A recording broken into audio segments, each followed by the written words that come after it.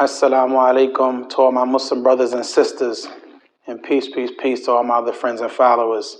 It's your brother Abdullah. Long time no see, long time no see. I know. You know we're coming to you live from Africa, from that beautiful country, from the smiling coast of West Africa, the Gambia. Wallahi alhamd. Alhamdulillah, it's been a long time we've been apart from each other. I took some time off from doing videos, personal life stuff, marriage, children, life. But, I wanted to come back. I wanted to come back because there's a lot of things going on. And, I wanted to be a part of that process in letting people know what the topics are, what matters, how to make things easier. I've been in the Gambia now. I started this channel, My Journey, My Hijra, with you guys based on Africa and based on the Gambia. And come to think about it, that was over 2.5 years ago. Wow. It's been a journey already. So we still here in West Africa. We still here in the Gambia. We never left. We came here. We've been persevering, pushing our way through.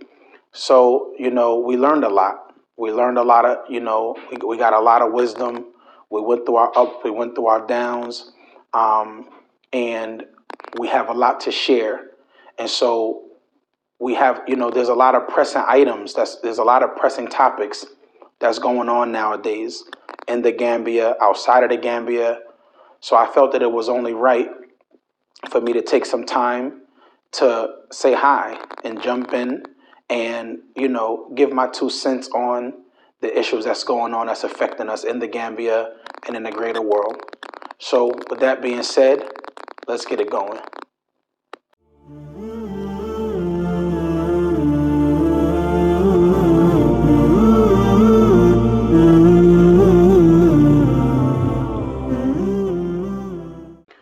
Okay, so we back. First thing, I want to discuss, this is a real proud moment for me in my 2.5 year journey being in the Gambia. In the time I was here, I seen, I've always been excited about the Gambia and progress that was made in the Gambia. And, the Gambia has so much good that it's overwhelming. But, to the naysayers, people always might look at me and say, I promote the Gambia too much, or I promote Africa too much. It's not that I'm promoting Gambia too much or I'm promoting Africa too much. It's that I have something to balance it off on. I have something to compare it to. And coming from where I come from, when you have a high murder rate, when you have a high drug addiction rate, when you have high crime period, when you have racism unparalleled, unchecked, when you just have when you have all types of problems and, or you just have too many type of problems where I come from. So when I say that Africa and Gambia has this tremendous amount of good, it's coming from that place because the origins of good are in these places that I see, family, community, culture, sincerity, caring. Those kind of things are the foundation that you need for the best kind of society. So from there, you're just growing into everything else. And, most everything else is secondary because how many people are rich but commit suicide? So we know that money is not everything. But we know that even if you were poor, but you had a great family and you had a happy life and you had, people who really cared about you and a community that, is a true community and good culture, that kind of stuff, it can make up for poverty, but you can't have poverty and make up for love, period. Love can make up for lack of money and wealth, but wealth cannot make up for lack of love, period. So, with that being said, I'm super happy. I'm in a super happy moment in the Gambia and the progress of the country, namely due to infrastructure. In the last year, Gambia has started this project with the OIC of doing this road project and rebuilding the roads and making new highways through a vast amount of the country. Definitely the part in the a long strip in the combos, all the way from the airport all the way to Kiraba Avenue to traffic light, and this has got to be at least maybe 10 miles of stretch, and you're talking about 3 4 lane highways, overpasses. Comparative initially this was a one lane on each side road, and traffic used to be horrible. I used to sit in traffic for so long, and so I know one of those first key building blocks to a great society is infrastructure.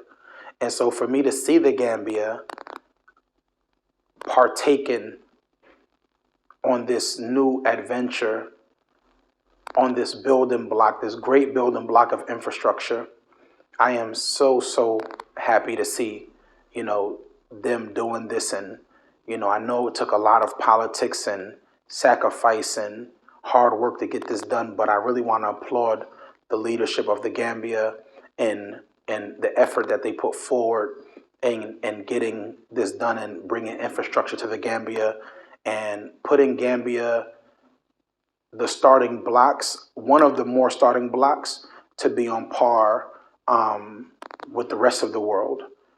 When you think about infrastructure coming to a country, one of the ways for infrastructure to come in, for business to come in and investment to come in is through infrastructure. You have to have infrastructure. In order for me as a company to bring my trucks and my business to a country, my trucks have to be able to move freely. Business has to move back and forth. My trucks can't be locked in traffic for 2 hours at a time and always breaking down because of bumpy roads. It has to be a smooth movement, and this is what they're doing, and I'm so elated and so proud of them. And I know that this is going to bring a better tomorrow for them. Attached to that situation is a whole controversy, though, and that controversy is in what they're calling this road clearing project they have. And the road clearing project, what's going on in the Gambia, is that in order to open up for infrastructure, they had to literally, demolish everything that's on the sidewalk or illegally farther out than it's supposed to be. Wherever, if you built anything, whether it's a business, your house was built out farther than it was supposed to be. Anything that's not where it's supposed to be, that you're on what would be government proper or a main road or a highway, they're demolishing everything. Even these makeshift markets, that's been here for years and years and years. Most of a large part of the Gambian economy is ran by its women, and these women, to survive, they would set up these makeshift markets. Yes, they're illegal because they're not on land that the government portioned for that, but they've been there forever. And these ladies, this has been the mainstay, a large part of the mainstay of the Gambian economy for so long. And the government demolished all of these markets. You're talking about hundreds and hundreds and hundreds of women, thousands of women, that don't know what tomorrow is going to look like. And so there's a lot of controversy there. And there's feelings both ways. You see some people in the Gambia that are happy and elated at the moment that the Gambia is in. And then you see some people that are truly frustrated and nervous and scared. And, there's a big conversation there. I'm constantly having these conversations where it seems like Gambia is at the beginning of one of those moments where you are breaking out into the first building block of the haves and the have-nots. And coming from, the developed world, we know what that looks like. We know communities that get left behind. And so I'm nervous about the population in the Gambia that is not so educated and that will not be able to adapt to this new environment, to the tech environment, to a business-driven economy, to a corporate-driven economy. I'm a little nervous for, some, large portions and groups in the Gambia that I fear, in some sense, they may get left behind. And then at the same time, because I'm Muslim, I believe in my Lord. I believe that Allah, He will make a way for the people. And at the same time, I'm optimistic that I know for anywhere, when you go forward and progress happens, progress is hard.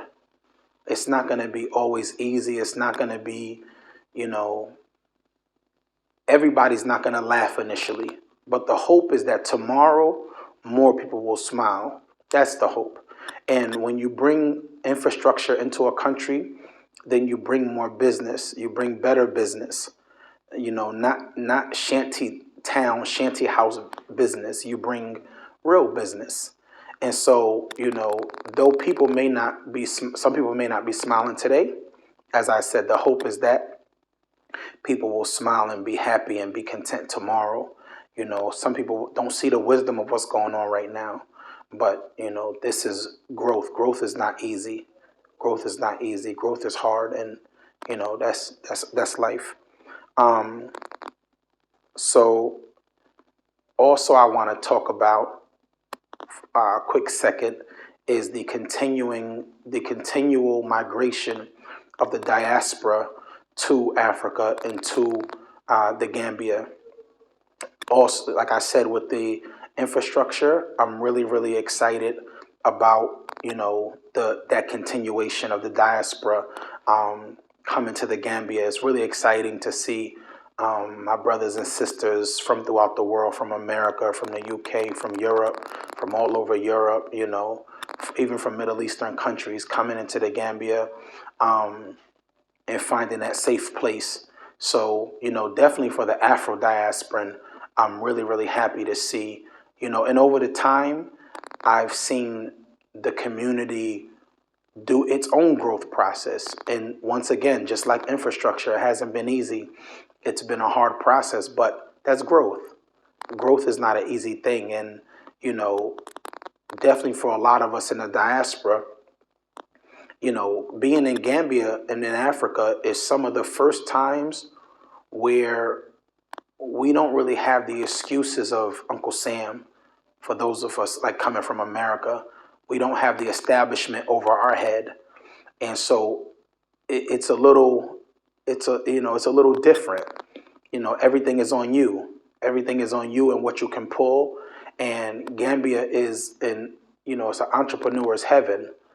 This is not a 9-to-5 place. It's not a place you want to come looking for a 9-to-5 job, but as a place for startup businesses, for even banking, agriculture, all types of stuff. Gambia is that place. Vacation. It's a tremendous vacation spot. It's a real beautiful country, and so it has so much potential that if you have that investment that you can bring here, you can really make a nice splash in your life. I want to go through these quickly. I don't want to make this video super, super, super long. I just want to go through some things that's going on in the world right now. I want to definitely touch on the political environment in the Sahel region in West Africa. I want to get into this emerging alliance and this potential federation between Niger, Mali, and Burkina Faso. I want to say I have to be honest. I'm really, really happy once again to see Africa stand up and do things that benefit Africa. ECOWAS is like a British and American, baby doll. That's their situation they helped put together.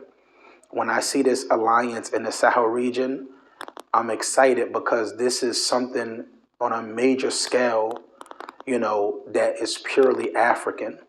We know that the Wagner Group is there helping them, but Russia is not there. Russia don't have a relationship with Africa in the way that America does or the UK and a lot of European countries do. Um, Russia has always shown and proven that they can support Africa without dictating to Africa. So, I'm not really too much scared about that part of it. But I'm really excited. I'm really excited to see where this goes. And I make dua for them, those three countries together to create a federation to become basically one country um, is an amazing thing for West Africa, for the Sahel region, for Africa in a whole, for the world even. So I'm really excited for them. Um, and I think that eventually, I think this is really one of those real sincere building blocks towards making Africa one. Africa has to do this by itself. It cannot rely on outside parties to do this. And so, though, once again, growth is not easy. People might have not liked how the way this came about, the way it came together from three different coups d'etats that happened in these countries. But nonetheless, these people are showing and proving that it's not about them. Most coups d'etats that you see that happen, a lot of times, foreign powers are behind those coups d'etats, for one. And you see that those people are making the coup d'etat about them. It's mostly like power grabbing. But when you see what's happening today, you see them creating policies to benefit their own people. And I can't say nothing bad about you if you're not showing me nothing bad about you. So I salute what they're doing. I'm really proud of them. I'm proud of this moment, and I make dua for them. That's a wonderful block right there. I think two of those countries are like 96% Muslim and 99% Muslim. And then one of them is like 60 or 60 something percent Muslim. So that's a big block, and benefit to the Muslims and to the Sahel region and West Africa, and to Africa as a whole, as I said. So I'm really happy for that situation. Um, Lastly, I want to touch on the situation in Palestine. It really hurts my heart that our brothers and sisters and our children in Palestine is going through what they're going through. And, the world is crying. The world is in mourning today. This is historical on like the largest level. You are literally, we are watching a genocide in front of us in the day of technology, in the day of information. Communication, everything travels so fast, and these people are bold enough to kill women, men, and children, by the thousands, and, with no shyness. And so this is historical on a different kind of level. And so, I ask everybody to make dua for our brothers and sisters and our children that are in Palestine, in Philistine, that Allah give them safety and, ultimately grant them victory. When it comes to, I even seen a video the other day, and, something somebody mentioned where, everybody's making dua for the women and the children, which is understandable, which is what we should do. We should make dua for everybody. But a lot of people are not making dua for the men, for the not only the men that are fighting for their freedom, but even the men that are just innocent civilians. Yes, we should make dua for the women and children, but we also have to make dua for those men that are innocent, and even make dua for those who are fighting for their freedom. We have to keep them in our prayers. Um, Everybody, they call them terrorists. Nelson Mandela was a terrorist. How many great leaders was terrorists? When you look at I'm from America. When you look at the history in America and how the United States of America was created, its first inhabitants that, broke off from the crown, of Great Britain, Ask them what was their definition of those people. They were the terrorists of their day, and now they're brother and sister nation in the great United States of America. So be careful with how you label people, and who is a terrorist today and who is a freedom fighter tomorrow. You know, I'll just leave that there. Um, you know, I want to uh, thank you guys again for you know coming back to my channel. I know I haven't been here for a while, and I apologize about that. But like I said, it's life. Life happens, and sometimes, you just got to put things together. But I'm back, and I'm gonna try to keep these videos coming and show you the Gambia, and keep you updated and give you my point of view, give you our point of view. I have so much more to share with you. I have so much to show you, and um, this is our journey. This is my journey, my hijra, and I'm glad every single day that you guys came along, and I want you to stay for the long haul of the ride. And I know this will be a great and amazing journey for us all. And I thank you once again. Um, you know, just keep smiling, keep your head up, and as they say in the Gambia, we managing. Everybody in the Gambia is a manager, so keep managing. Thank you guys so much. I wish everyone the best. Um, with that being said, Assalamu alaikum wa rahmatullah to my Muslim brothers and sisters, and peace, peace, peace to all my other friends and followers.